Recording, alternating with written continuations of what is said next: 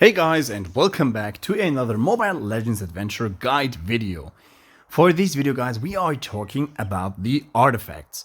So some of you guys asked me which artifact should I use on which heroes, and this is the point of our video today. But first, let me claim the login, a total of 365 days medal. So finally guys, we got this badge or the medal.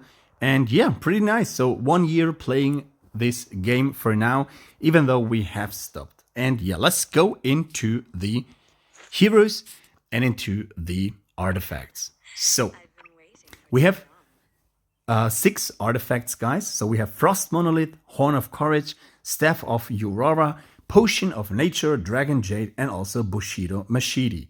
So we're going to read those skills, what they can do, and then we'll talk about them later. So first of all, Frost Monolith acquires a shield equal to 10% max HP when HP is lower than 30%. The shield increases to 15% max HP and gains control immunity for 3 seconds when the shield is triggered. So Frost Monolith, on which hero you should use this? Of course, some of you guys are saying, let's go for tanks. And yes, tanks is pretty good, especially for Lolita, since she has a shield. And yeah, she gains control immunity, which is extremely good. But still, you can also use this Frost Monolith on heroes, for example, who are dying quickly. And yeah, for example, like Estes. Your Estes is dying before he uses his ultimate. So give it a try with Frost Monolith if he lives longer. If not, there is another artifact which we will talk later on. But yeah, for now, guys, I can recommend going Frost Monolith, of course, on tanks or the hero who's dying the first. So he lives a little bit longer and might be able to give your team healings or the enemy team damage. Like your hero is dealing damage to the enemy team. But also, Frost Monolith is an artifact which you need to use for Karina if you're doing the Guild Boss run. And every time you're using Karina, and in my case, I'm using Karina on every single boss, I will need to use Frost Monolith on her. So let's go to the next one. We have Horn of Courage. So also, guys, they, as you see over here, they have a damage reduce of 5% and crit damage reduction by 20%. The skill overview. Summons a light fairy. While the fairy is present on the battlefield, she will constantly heal all allied heroes for an amount of HP equal to 30% of their attack. So the 30% of their attack, in my opinion, guys, it's the attack of the hero she's attached to. So yeah, also HP healed per time by the light fairy is increased to 45% attack. And also the light fairy deals damage to an enemy every 8 seconds. So which hero you should focus on giving the Horn of Courage is of course the hero who lives the longest. So it can be a tank, but tanks recently don't have that much attack. So better go for a hero like a marksman or a mage, which lives long to give healings every, heal all allied heroes for an amount of 30%. I think it's also every 8 seconds, but not 100% sure, guys. But still, go this Horn of Courage for a hero who's living the longest time. Either a tank with high attack or a mage, for example, Valor, or for example, let's see, like Odette or Alice. So those heroes, especially Alice, can live by their own for a pretty long time. So you definitely need to go for some of those heroes.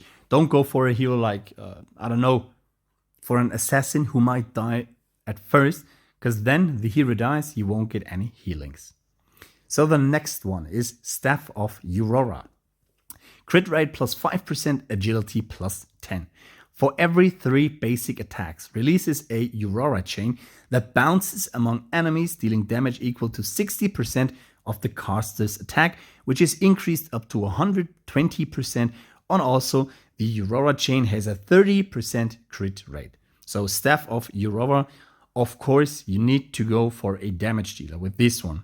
For example, marksman or mage heroes, I would say either for carry, since she's attacking pretty fast, and you see for every 3 basic attacks, carry has the agility bonus and also share them with their allies. Definitely carry is a good choice, but for carry there is one better artifact, especially for bosses. So as I said, either carry, Valor, Alice, Odette. So there are a lot of heroes you could use this one, but as I said, Mage or Marksman is the perfect for Staff of Europa. So next one, we have the Potion of Nature, which gives a dodge for 10% and lifesteal also plus 10.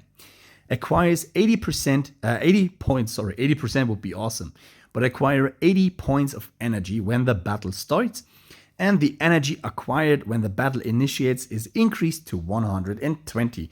And the last one, within 3 seconds after the cast of the ultimate, eliminating an enemy grants 100 energy. Means if you're using your ultimate with the hero and a hero is dying, you will get 100 energy. Potion of Nature is the best, guys, for support heroes.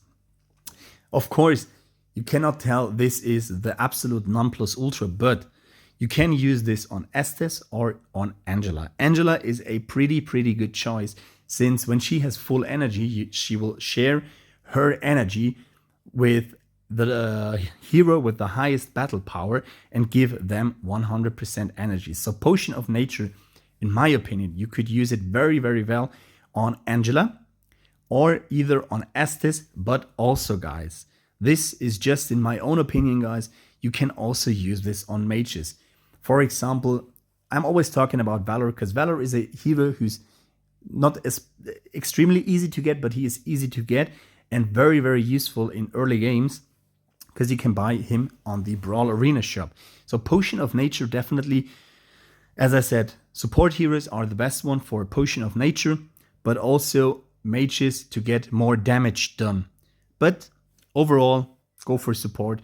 Lunox, Estes, Angela, there are so many support heroes which can use Potion of Nature. The next one, guys, is the Dragon Jade.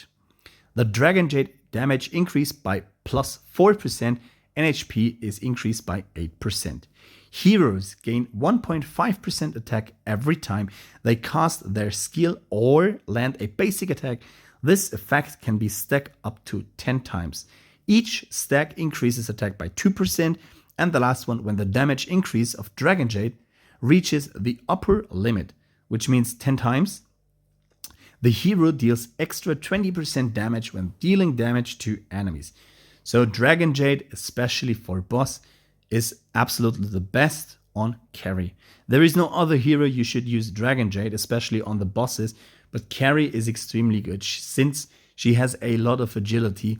But also, guys, you can use this on PvP or PvE for heroes who have or who are dealing a lot of damage. But in my opinion, and I'm also always using Dragon Jade on carry, since my carry is pretty good. She is maxed Soul Vessel, has, or not maxed, I think she's on 20. Let's see. Yeah, she's on 20.